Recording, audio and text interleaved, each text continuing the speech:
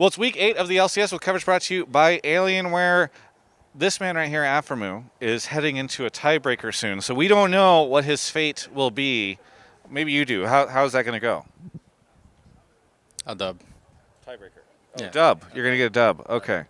Fantastic. Okay, so this man right here is about to beat Cloud9 in short order, and will secure his position above them in the standings. Future, you know. Yes. Here's Aphromoo already beating Cloud9. How do you feel, you know? Yes, okay. What did you think of that game against Cloud9 that you guys won? Do you feel like it was particularly close, or?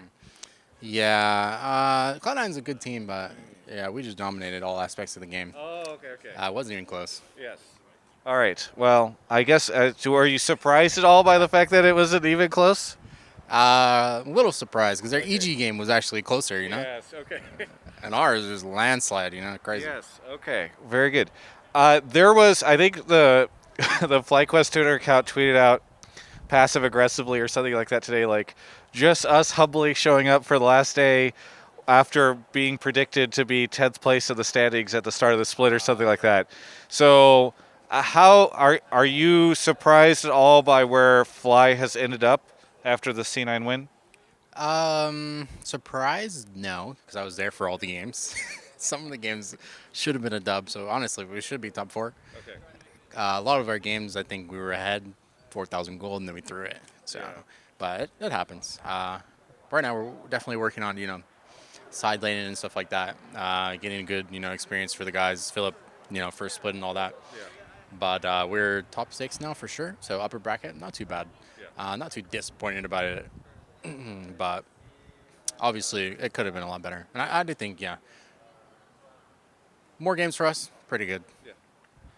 Well, it's cool to hear that you're so confident going into playoffs, but there's an interesting thing that has occurred, which is I feel like when you ask people, like it's the discussion around what teams are going to Worlds, people are like, oh, is it Team Liquid, EG, 100T, C9, or CLG?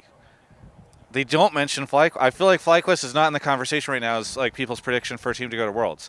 So do you think that is unfair or strange that people are not counting you guys in that conversation? No, people say whatever they want, bro. Like, I don't give a shit.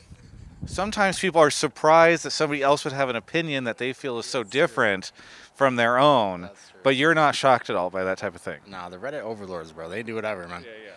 So. There's not just Redditors, by the way. Analysts and people feel this way, too. Oh, really? Yeah. Hey, they do the same thing, bro. Okay. They read Reddit, right? Yes. Yeah. We're all just Redditors at the end of the day. Exactly. Okay. But yeah, it's to be expected. We had our 0-4 2 weeks in a row versus the top team, so it's not, unexpected.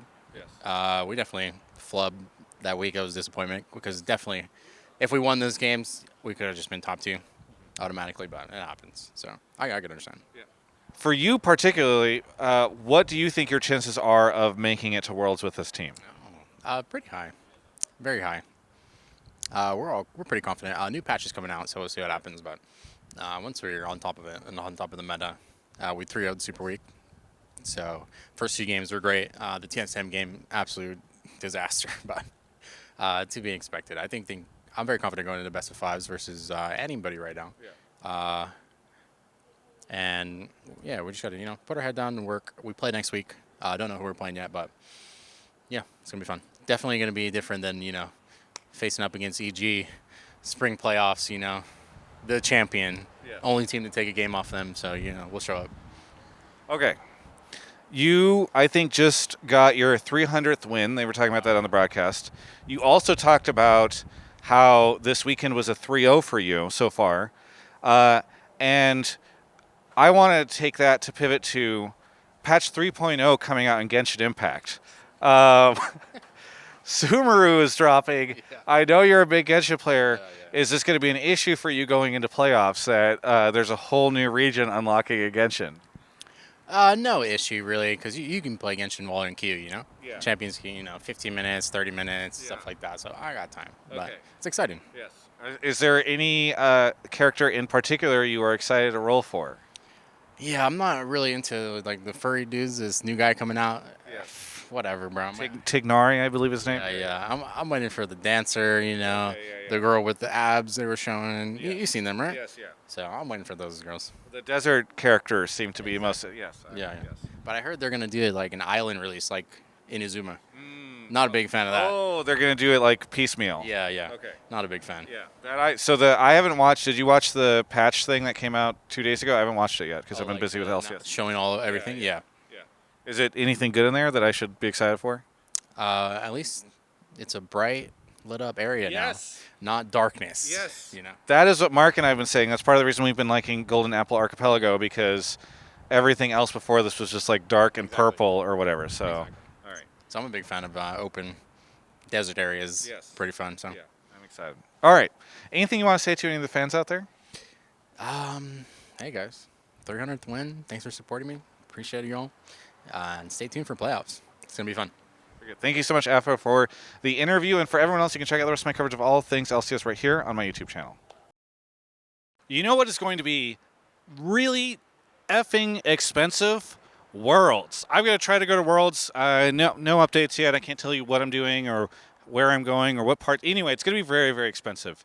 And if you guys would like, if you are purchasing something from Alienware, you can actually help cover those costs directly, because for the first time ever, if you purchase through the link that is in the description, alienware.com/Travis, that a portion of that sale will go towards me. First time I've ever done this with Alienware. They offered it to me, and I'm really excited about the fact that we're actually doing this sort of direct cut thing where you just know a portion of what you purchase will come back to TGI, so that I can afford to do things like spend, I don't know, forever in New York, which is a very expensive city. I don't know if you know that. Anyway, the whole point is, thanks for watching. Hope you enjoyed the interview. Please hit up the link. Thank you to Alienware for our sponsorship, and we'll see you later.